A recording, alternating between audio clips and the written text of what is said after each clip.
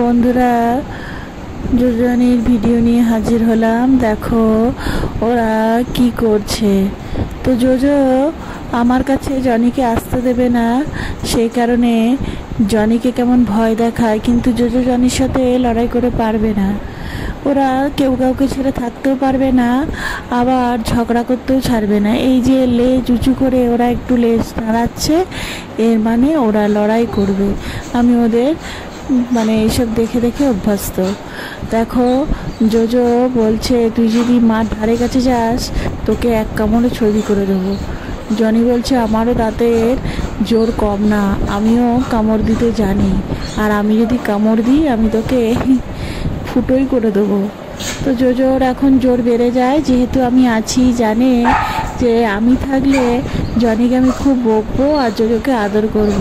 JoJo একটু মেয়ে বলে জোজোর জোরটা একটু বেশিই থাকে, আরও একটু আহ্লাদি মতো খাওয়ার সময় আদর করতে হয়, রেগে গেলে আদর করতে হয়, সব কিছুতেই আদর করতে হয়। আর জনি একটু অন্যরকম, জনি সবসময় মাথা গরম করে না। যদি জনি মাথা গরম করে তাহলে কেউই টিকতে পারবে না। তবে জনি একটু ছটফটে, ও যখন স্নান টান করে বা লুকিয়ে লুকিয়ে ও কাজ সারে, লুকিয়ে লুকিয়ে দুষ্টুমি করে। জোজো কিন্তু তা না, জোজো কোনো জিনিস ঘরের ঝট করে নষ্ট করে না। আর জনি নষ্ট করলে জোজো খুব জোরে জোরে আমাদের ডাকে। কিছুদিন আগে ও ঘরের দরজা খোলা পেয়ে জনি ওই ইলেকট্রিকের একটা বোর্ড ছিল ওটা কেটে ফেলেছিল, তারপরে মোবাইল চার্জার কেটে একদম নষ্ট করে ফেলেছে। তো যাই হোক, জোজো খুব ডাকছিল, আমি তখন একটা কাজে ব্যস্ত ছিলাম। হঠাৎই জোজোর ডাক শুনে আমি দৌড়াতে দৌড়াতে এসে দেখি মোবাইল চার্জারটা পুরো দুটুকরো করে ফেলেছে।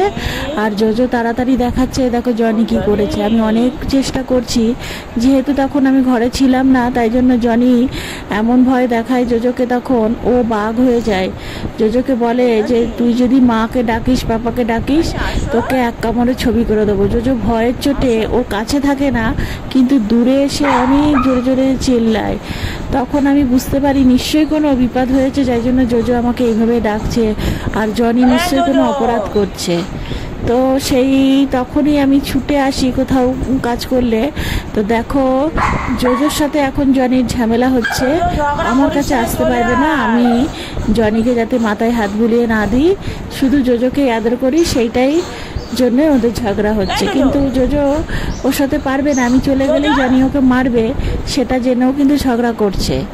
তো জোজোর ভীষণ বুদ্ধি, আর ও লক্ষ্মী একটা মেয়ে।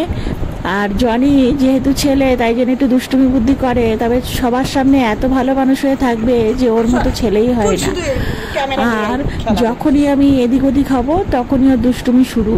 আর জোজোকে এমন ভয় দেখিয়ে রাখবে, যদি তুই আমার কাছ থেকে কেড়ে নিস তাহলে তোকে এক কামড়ে ছবি করব।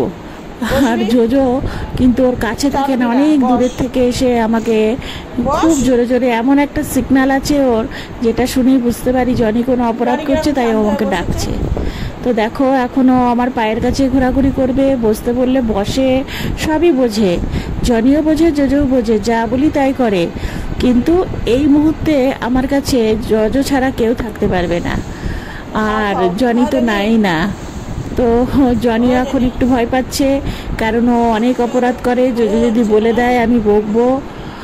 আর সেই দিনকে মোবাইল চার্জারটা যখন নষ্ট করে ফেলেছে, আমি যখন দেখলাম, তারপরে দুঃখ হলো একটু, কিন্তু কি বলবো বলো, কিছু তো বলার নেই। ছেলে মেয়েরা অপরাধ করলে তাও বকা যায়, ওদের কি বকবো।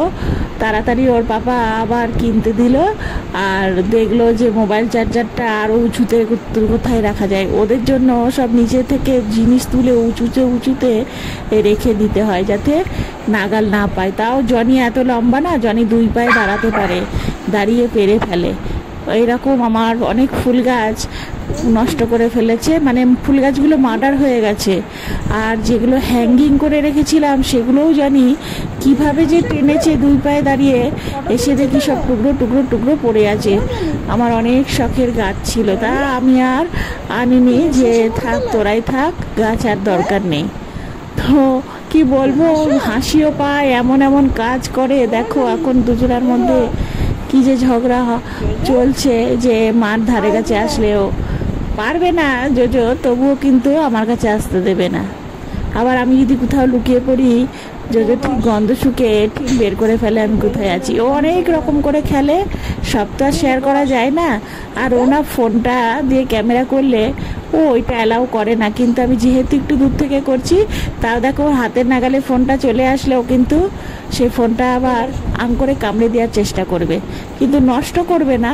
তো যাই হোক, ও জোজো মেয়ে বলে ওর একটু মা মা ভাব আছে, আর সব জিনিস দেখে শুনে রাখবে, ঘুমাবে না, কে কোথায় আছে না আছে সব কিছু জোজোর দায়িত্বে।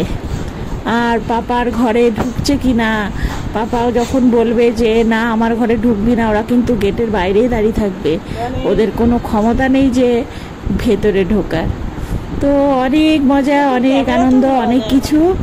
তা ওদের নিয়ে অনেক টাইম পাস করি, ওরা অনেক মজা করে, অনেক আনন্দ দেয় আমার সাথে। দেখো, মানুষের সাথে মেশার থেকে এদের সাথে মিশলে এরা কোনোদিনই বেইমানি করবে না। আমি তাই জন্য যখন খুব কাজের চাপ থাকে বা কিছু থাকে, আমি সব কিছু ফেলে দিয়ে এদের কাছে অনেকক্ষণ টাইম পাস করি। কী যে আনন্দ হয়ে যায় মনটা, আবার কিছুক্ষণের মধ্যেই আবার সেই কাজে ফিরে যেতে পারি। তো তোমরা তাহলে খুব খুব ভালো থেকো বন্ধুরা, আর ওদের খুনসুটিটা দেখো কি করে, খুব ভালো লাগে। যাই হোক,